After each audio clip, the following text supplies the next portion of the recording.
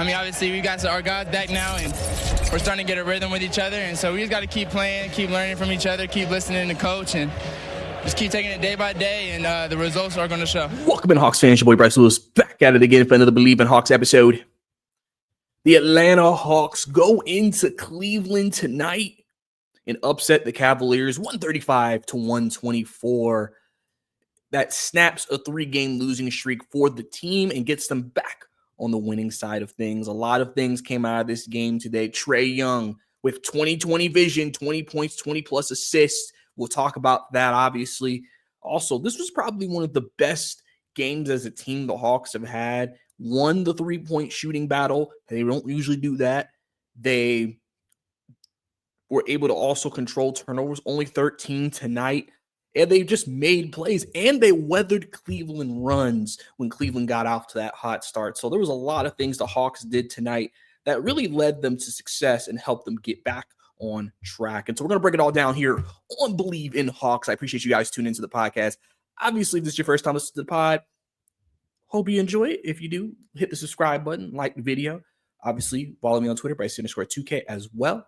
All my audio listeners do the same thing. Leave a rating and review. All love is appreciated by you guys for sure. So like I said, Hawks winning, beating Cleveland 135-124. And, you know, it's funny. We played Cleveland twice, 2-game set, Wednesday, and then we play them Friday in the NBA Cup game. You know, a lot of people, I think, came into this game tonight thinking the Hawks were going to get beat. Let's just be honest. A lot of people probably were like, I don't think the Hawks are going to do much, right?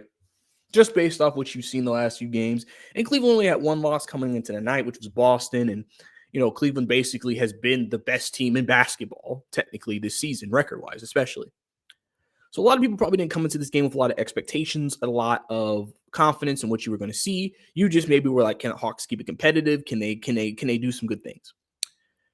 And, you know, early in this game, the Hawks came out, I mean, they were down like 10-0. Like they came out very cold. Cleveland was hitting threes. It was obviously they're on the road. And so you're in Cleveland's house. The crowd is rocking. Everything just smells, seems, looks like this is going to be a long night for the Hawks. And I'm so impressed by the fact the Hawks were able to weather that storm. And big thing, like I mentioned, was the fact they hit threes tonight. That really helped them in that first quarter get back into that game, able to hit three. Because the problem I said in my last episode was the Hawks, especially in the Dallas game, it was brutally obvious that them not being able to hit threes hurt them in that game because Dallas was just able to get up more threes and make more threes, and the Hawks were only able to score twos, and a three is worth more than a two. So if the Hawks are going to win games, they have to at least shoot around what with the other team. If they hit 20, you got to at least hit 18. You got to at least make it close, so it's not that big of a difference. If they're winning the 3-point battle by 6 or 7, that's 6 or 7 more points. And then if you look at the final score and you lose by 6 or 7, you basically lost because you didn't hit as many threes as them. So it was big that they were able to weather the storm, hit threes themselves, and just kind of, you know, first quarter made a run. You got back in the game, tied it up by the end of by the quarter. Second quarter, Cleveland made another run. Hawks weathered the storm and was able to get back. You know, and then third quarter, back and forth kind of a game, close all the way through. And then fourth quarter, you were able to make enough plays late in the last few minutes of that game, get some stops, much needed stops against Cleveland, and you were able to take the game home. Obviously, like, Trae Young was a big part of that tonight, and DeAndre Hunter. DeAndre Hunter got back to what we needed to see from him, but I'll talk about him more because I want to focus on Trae for a second. Obviously, you know, the NBA fined the Hawks yesterday or Tuesday for him missing the NBA Cup game against the Boston Celtics. I think $100,000. They said he could have played, but he didn't play. He has openly dealt with an injury. So, and also, like, a lot of people thought it was weird because I believe his daughter's birthday was the day after that game. And so some people were saying, okay, he may have taken the game off to go, you know, obviously celebrate his newborn. I think she was turning 1, her birthday. And so people were like, I mean, I don't really see what the issue is realistically. Like, plus he was dealing with an injury. So it's not like he wasn't, you know, hurt. And the NBA's ruling was just kind of like, oh, well, he could have played. He was up to a medical standard. But I mean, to me, I was just kind of like, it felt like one of those, it's an NBA Cup game. This is obviously a tournament that NBA wants to really push, a tournament that they really want to bring to the forefront of the league. So they want their stars to play in it, and Trey is one of their stars. Because I said if this was maybe just a random Tuesday game, they probably wouldn't have cared. But because, especially when you have guys like Jalen saying openly, I'm not going to play back-to-backs. So he could be healthy and just not playing them. You got guys who are putting on the injury report, injury management. But yet Trey Young has an Achilles soreness, and yet if he don't play, the Hawks are fine. Whatever, right? So, but my point is, obviously the Achilles is something that a lot of Hawks fans have observed and kind of noticed this that maybe has impacted his game a little bit, right? And his shot really has him going. Trey Young has had high assist games the last few games. He has been making plays, showing off his elite passing, showing why he's one of the best, if not the best playmaker in the game through his passing. But it was his scoring that a lot of people, especially the way we lost these games, it's like we just got more from Trey offensively, we would have won. And tonight, I think he looked pretty spry. I think tonight he looked really good. I think he looked the most explosive he's looked to as well. I think obviously it may be one of those injuries where it just depends on the week and depends on the day. Some days it feels better. I'm sure he's getting consistent treatment on it. And other days it may be a little bit more uncomfortable for him. So it just kind of depends. But, tonight, 20 points, 22 assists. 22 assists is the most any player has had in the league this year. It's one behind Mookie Blaylock's record for assists for the Atlanta Hawks. And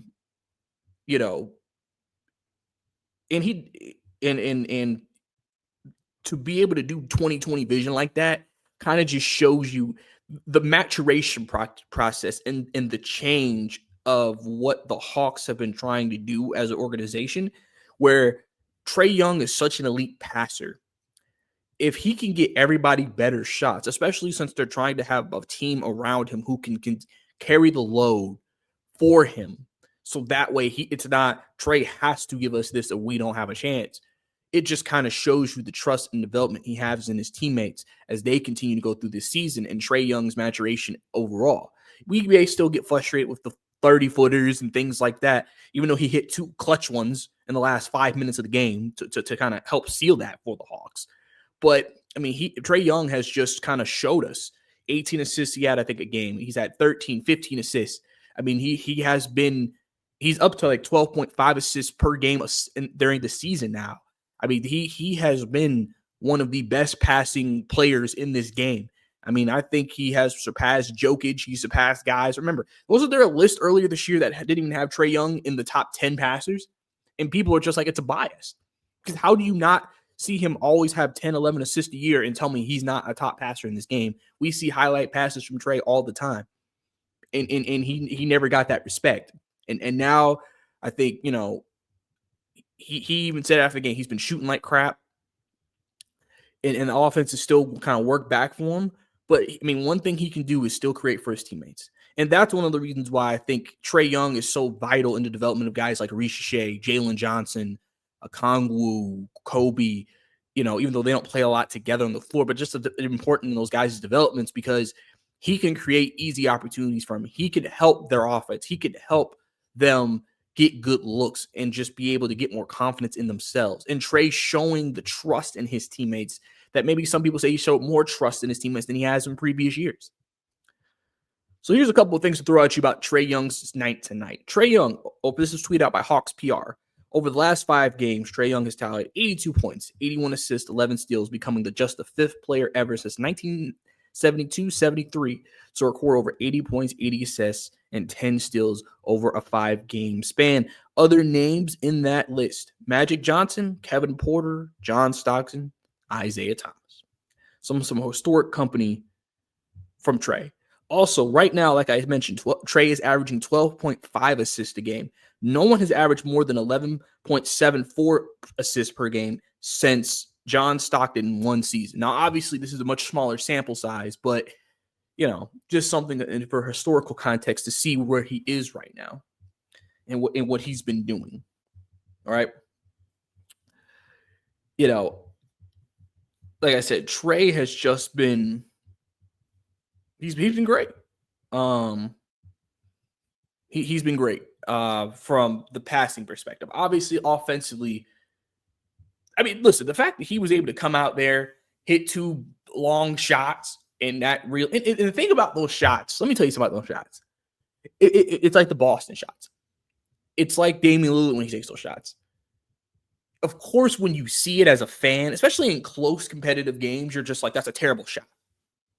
But if you make it, you're just like, it's also kind of an unstoppable shot. Because really nobody wants to guard you out that far. And they'll take their chances with it rather than if he's close to the 3-point line. And so Trae Young taking those shots and when he's making them, it's like, I mean, I guess Trae Young got it right now. And like I said, he hit 2 big ones late. I mean, listen, he was 3 of 13 from 3 overall, and that needs to be better.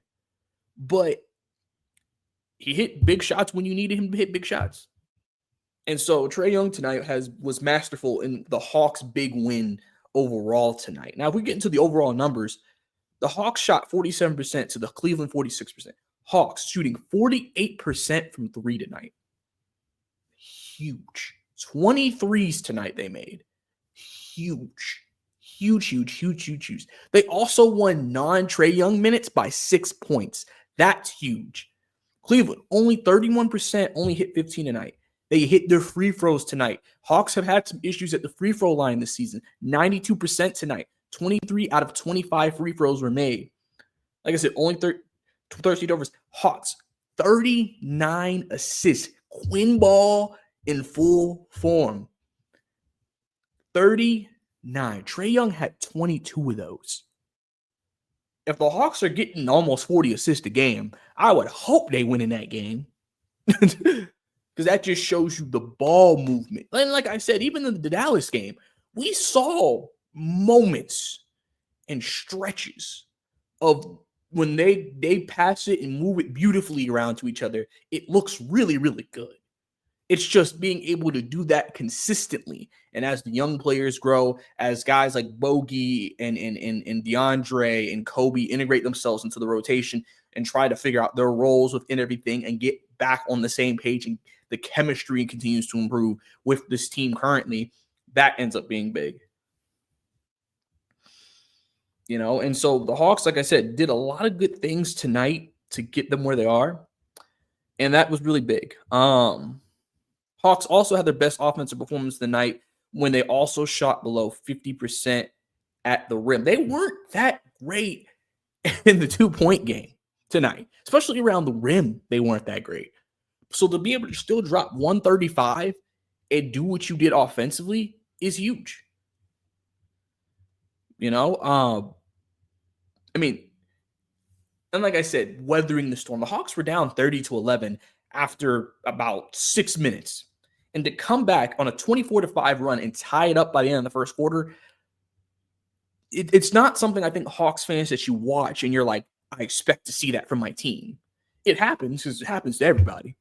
But it's just really good to see. Every Hawk player that played tonight finished with a positive plus minus. That's also huge because that showed nobody when they were on the floor hurt this team. 7 guys in double figures, at least, and a guy with 9 points. Like I said, total team effort tonight. They got what they needed against everyone. And like I said, everybody's talking about, you know, after the game, how is it that we can beat teams like Cleveland, but we can't beat teams like Washington and everything? Listen, the NBA is a wacky sport. You know, it sometimes it don't make sense. There's 82 games, guys. Stuff's just not going to make sense sometimes. But tonight, the Hawks got many positives that have been negatives throughout this season, and that led to them beating Cleveland in Cleveland tonight, giving them their second loss of the season and first loss in Cleveland of their entire season. So the Hawks have now, between Cleveland and Boston, I believe they have 5 losses. Hawks have at least 2 of those. So that shows you Hawks can compete with some of the best teams in the league when they play it like the way they play it. You saw them play like this against the Knicks. You see flashes and you see signs of this type of play, this type of basketball from this team. It's just getting it consistently. Like even the Wizards games, the Blazers, we see signs of good basketball, and then it just hits the fan, and then they can't do anything, and then the team gets back in the game, and Now they're fighting just to try to win. And so development, young guys getting minutes, people improving, guys getting on the same page, chemistry, and just getting used to each other as they, like I said, they've only been healthy fully now for what, 5 games now? So in terms of their main rotation guys, so I mean that takes time. That's not something that's just going to click like you want it to 100%. And I think you have seen an improvement in play, I think, through these games. And this, like I said, was their best one that they've put together. But like I said, 2020 vision for Trae Young, 20 and 22 assists tonight. So big for him. Dyson Daniels with 12 and 10 tonight. Listen, they were screening the crap out of Dyson tonight. The refs were not calling it tonight. I know a lot of people complained about the refs. Refs were not calling it. They really were screening the crap out. I remember watching a few plays where I'm like, Dyson's just literally getting pushed out the way. Because he competes. We know what Dyson brings to the table. He competes. He's going to try to guard his butt off. And primarily tonight he was on Garland because they really put Donovan Mitchell more on DeAndre and Risacher, where they kind of said, Dyson, we want you to guard Garland.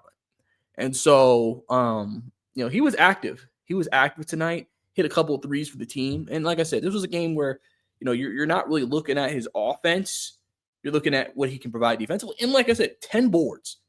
He was your leading rebounder tonight. Dyson Daniels, active, impacting the game in different ways. Defensively, on the boards, gives you 12 points. That's what Dyson's role is. What can I give this team on a nightly basis? Do I need to be more active on the boards? Do I need to give a little bit more in the points category? Do I just need to lock down my matchup tonight against whoever that really good offensive player is? How do you provide something to your team that they can use to help them win every game that they're competing in? So, obviously, like I said, Dyson continues to, do his thing. Jalen Johnson continues to play really well. 22 points, 9 rebounds, 7 assists tonight. He had the highest plus minus of all the starters tonight, with 10 plus positive. Like I said, 7 assists, 2 turnovers, 9 of 16 from the field, 2 of 4 from 3. And like I said, Jalen has really looked really comfortable these last few. He's looked comfortable for like a couple of weeks now. After struggling the way he did, he's been coming out there. He's been competing at a high level. And he's looked good. If DeAndre didn't have the game he had, he would have led the team in scoring again.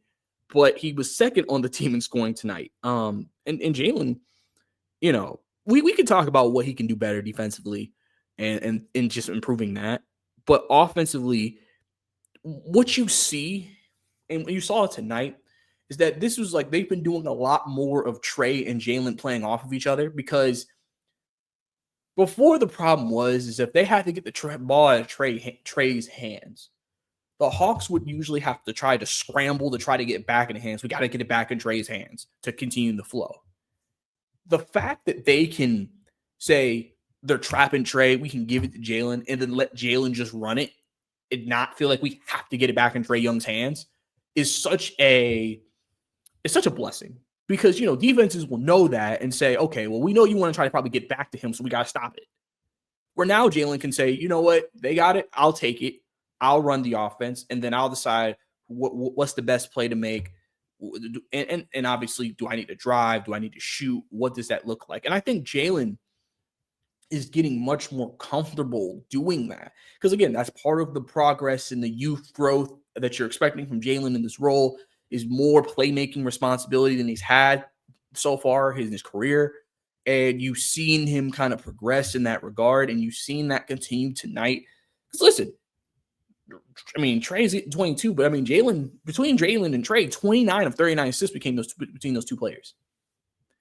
So the fact that you have another guy, like I said, that can kind of run the offense when Trae's not playing, or can help take pressure off Trae and allow Trae to even do more off-ball stuff because of the fact that Jalen can kind of handle it and he's getting more comfortable in that role, just only bodes well for the Hawks offensively in the flow and the rhythm. Because one thing they wanted to do is they wanted to add multiple guys who could kind of handle the ball a little bit if needed and not be this scramble to, we got it out of Trae's hands. Now we got to do everything in our power to get it back to Trae Young and et cetera, et cetera. So Obviously, Jalen Johnson continues to play really, really well for them. And I mean, listen, people are saying he could be a most improved player of the year discussions. We're seeing some all-star talk. Jalen Johnson for the all-star game. Plays like he did tonight and how he's played the last few games. Why can't Jalen Johnson be an all-star? Clint Capella tonight. This was not a Clint Capella game. Struggled tonight. 1 of 7, 2 points, 9 rebounds. I mean, the Cleveland bigs had him in hell tonight. I'm not gonna lie. This just wasn't a Clint game, and so that's just how it goes. Risacher had a good game tonight. 17 points for the Rook. 6 of 10 from the field, 3 of 6 from 3. Really gave him some good minutes tonight. And he only played 17 minutes. And some people were asking, why does Risacher not play a lot of minutes? And I forgot who said it, but they were basically like, you got to think about it with him. You guys do realize Risacher played a longer basketball season. He basically was still playing when the Hawks got the first pick, which was in May? The draft was in June. So he was still playing. So it's like maybe with the bogey thing, the Olympics, it's like, I think the Hawks are just not trying to put a heavy workload on them. Obviously earlier this season, they had to because of injuries, but they're just not trying to give Risacher a heavy workload. I think that's truly what it is. They don't want to give him a heavy workload and letting him play in spurts. I mean, you're giving me 17 points in 17 minutes. I'm pretty happy with those results if I'm Risacher. And like I said, Quinn mentioned it's been a pleasure to coach Risacher. Progression is not linear, and that they feel pretty good about how he's been growing. So, for me, Risacher, if we're expecting him to be a 30-minute a game guy this season, that probably won't happen. And that happens. Listen, remember, Greg Popovich was playing Wemby 20 minutes a game to start, then 25 minutes to start. They weren't just saying Wemby play 35 a night, because he also understands Risacher is still developing his body. He's very young. Why are we just putting him out there against NBA players and saying, give me 35 a night, 35 minutes a night, and just expecting him to hold up? I think this is also about, preserving him as the season goes on. And just like I said, not putting too much on the Rook and not putting too much pressure on him and letting him play more free, I think. It was one of the big things, I think, what they're trying to do with Risacher. But 17 points at 17 minutes for the Rook tonight. He's been big in these games. Boston, New York, Cleveland. When Risacher plays well, Hawks have won those games. So clearly Risacher may be the key against those types of teams. DeAndre Hunter tonight, and I know we at the 23rd minute, and people are like, damn, we ain't mentioned Hunter yet. Listen, DeAndre Hunter, man, he had a bad couple of games, and wasn't really his best. But we remember the West Coast trip and those first few games and how he was playing, and tonight was reminiscent of that. 26 points off the bench, 5 of 9 from 3, 9 of 16 from the field, 5 rebounds tonight for DeAndre Hunter. He led the entire team in plus minus of 11. I mean, DeAndre, what the Hawks are doing right now is they're basically saying, we're going to keep you in a bench role, but we're going to give you starter minutes, basically, because Risacher's not getting them, right? And when DeAndre plays like this, it makes the Hawks a hard team to beat. Because if you're getting 20, because from the 3 main bench guys tonight, and this is excluding Kobe Buffkin, the Hawks basically got, trying to calculate in my head, 43 points from their bench tonight. Just from 3 guys. They got a total of 50 plus, which is huge, because that was something that the Hawks really had last year, a great bench, and then the starters were struggling. Now it's the starters are doing decent, bench is struggling. This game was different, and DeAndre Hunter's been spearheading that. Like I said, if Hunter plays like this, man, Hawks are hard to beat, because he, especially in he's hitting his 3 ball, that's majorly important because it helps provide spacing. And, and like I said, DeAndre still helps defensively. He did a really good job tonight on Donovan Mitchell. They really, and Mitchell's a great player. He's going to get his, but, he helped, made it hard. And that's really what you want to do in those situations. Make it hard for him. You just want to make it hard for him, make him have to shoot over you. And so, DeAndre's asked to do a lot for this team, but I think he's done a really good job. And if he continues to keep this up, I mean, I think Hunter, for this version of the Atlanta Hawks, Hunter is a very important player for them, extremely important player. And I know some people may not like that, but you can see when DeAndre Hunter is hooping like he did, Hawks are kind of a different team. Like the Hawk, I said, today's game was so funny because they got everything that they needed to beat Cleveland tonight, plus bench play, plus 3-point play. Young players gave you good minutes. Trae Young, 20 and 20. I mean, you got both of your best players giving you a good stat line. You're free. You won the free throw battle. You won the field goal battle. You won a lot of battles tonight, and that was one of the keys in winning this game. And DeAndre was a big part of that. Kongu had 10 and 5 tonight, missed 2 shots in the field. Wasn't a crazy game, but he helped tonight. He made a couple of baskets. Obviously, for Kongu, like I said, some people haven't been the happiest about some of the stuff he's done. But again, he played 29 minutes tonight. He finished the game. This is probably going to be a repeat on Friday for him. He's probably going to play around this much Friday just because, again, he's the big that they can trust in that situation against Cleveland. Obviously, you maybe want to see a little more from him offensively, but overall, I think I'm not mad about what he gave tonight. He helped create spacing on the floor. It rolled to the basket, helped provide an option off pick and roll, and helped just with the whole offense in general with the passing and just continuing the continuity from the team. So Kongu did some good things tonight. Bogey gave you 17 off the bench. Bogey's actually been playing pretty decently, really since the Golden State game. After he hit I remember there was a stretch in that Golden State game. He hit like 2 threes, right? And I think from that point on, I think Bogey kind of woke up. Because really this is what they need from Bogey. If Bogey can get you 15 to 20 a night off the bench, I mean, you're pretty happy and you're getting probably what you want if you're the Hawks. You want him to give you about 15 to 20 a night. Obviously, Bogey's capable of having that big 30, 40-point game, which obviously if that happens, that's obviously huge. But just, him doing what he can do out there. He was 6 of 6 from the free throw line tonight, got to the foul line, drove the basketball tonight, and just kind of impacted the game in different ways.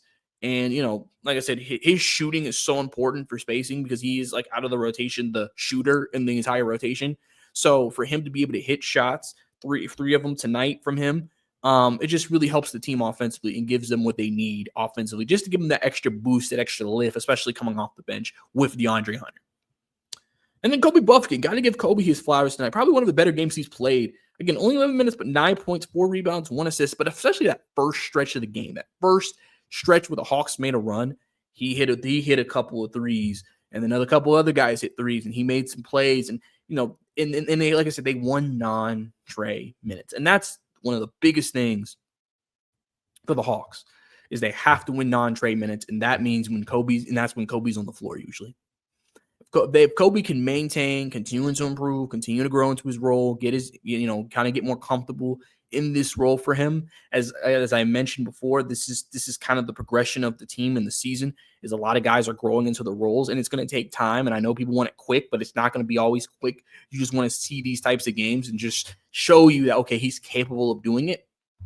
I mean, Buffkin tonight, like I said, did what he needed to do. And if he continues to play like this, you may see a minutes uptick potentially from him. Obviously, Trae Young they've tried to keep Trae Young on 35 a game. So, so you're hoping Buffkin can give you about 13 to 15 usually a game. And then, you keep Trae around like 33, 35. So tonight he played 37, but it's fine. Because like I said, Trae Young, the night he gave you, it's okay. But like I said, it was big that Kobe still gave you what you needed. Like all the young players tonight gave the Hawks what they needed. And then you got your main guys also giving you what you needed tonight to help you upset Cleveland in Cleveland for a big win for the team. So, like I said, guys, Hawks got a big win tonight, 135 to 124 of the Cleveland Cavaliers. They play Cleveland. They play Cleveland Friday. And weirdly enough, I believe it's actually a funny game that I'm watching it. So the Hawks actually play Cleveland Friday in State Farm. Oh, wait, hold on. Let me make sure this is right. Because this says they're playing them at 2:30 p.m. on a Friday in Atlanta. Hold up. Let me make sure that my thing ain't glitching on me. Hold up. That's crazy if that's the case. Why did I not? Yeah. I don't know what I mean, it's Black Friday, so I don't know if people are just out. Um, but the Hawks are playing Cleveland in an NBA Cup game where they need to win that game. And Boston has to beat Chicago for the Hawks to advance out of the group stage and win their group. That's crazy. I don't know why I never saw this before. Hawks are playing in Atlanta at 2:30. People are going to be. I mean, like I said, a lot of people take off work, so maybe a lot more people will be off work. I'm interested to see what the crowd look like for that game. 2:30 basketball game on a weekday, even on Black Friday. That's interesting. Okay, but yeah, Hawks playing a big NBA Cup game against Cleveland, trying to beat them twice in 1 week, which would be a huge accomplishment. But also, there's more on the line for both teams. If Cleveland wins and then Chicago beats Boston, Cleveland will advance and win the group.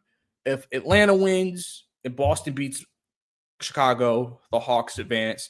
And then if Cleveland wins and then the Celtics win, Celtics advance. So there's 3 different winning scenarios for all 3 teams. Obviously, if the Hawks, you just got to take care of business and then let the chips fall where they may. You would assume because Boston still has a chance to win the group, they're going to play hard. And obviously, they've been one of the best teams in the league. So you assume Chicago's going to lose that game. We'll have to see upsets happen. Happens to everybody. But obviously, that's the NBA Cup implications for this team moving forward, and so on and so forth. And then you have a back-to-back, too. So after you play Friday at 2:30, you got to go to Charlotte and play the Hornets on Saturday. So the Hawks have to get ready for that as well. And obviously, you know me, guys.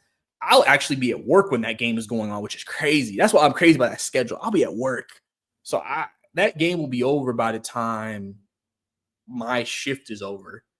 So I'll probably get something to y'all that night. That's my hope. But I'll try to tweet while I'm at work and try to watch the game and just kind of keep you guys updated with what's going on there. But like I said, big win for the team tonight. A very total team win for the Atlanta Hawks tonight. Trae Young talking about it, man. We're kind of getting our rhythm and chemistry down. Now we got to continue to build and grow off of this and hope the Hawks can continue to maintain some success in a tough second game. Cleveland's going to come out of this game making there we had opportunities to really take control of this game. We had leads and we let them call back into it. And so we got to come back with more focus next game. So Hawks got to be ready to play back in Atlanta if they want to try to beat Cleveland for a second time in a week. But we'll have to see what happens. I appreciate you guys tuning into the Believe in Hawks podcast. Like I said, if you enjoyed the episode, subscribe to the YouTube channel by _2K for more Hawks content and turn on the notifications. Also like this video. My audio listeners, leave a rating and a review as well. And like I said, guys, appreciate all of the love from you guys as we continue to follow this Hawks season. Big upset tonight. Hawks being 3 of the 4 best teams in the Eastern Conference so far this season. And a very up and down year where a lot of people are trying to figure out what is this team. And that's why we have an 82-game season, guys. It is a journey, and we got to go through the journey, no matter how excruciating it can be, and just see what happens. So I appreciate you guys for tuning in to Believe in Hawks. Your boy Bryce Lewis. See you next time.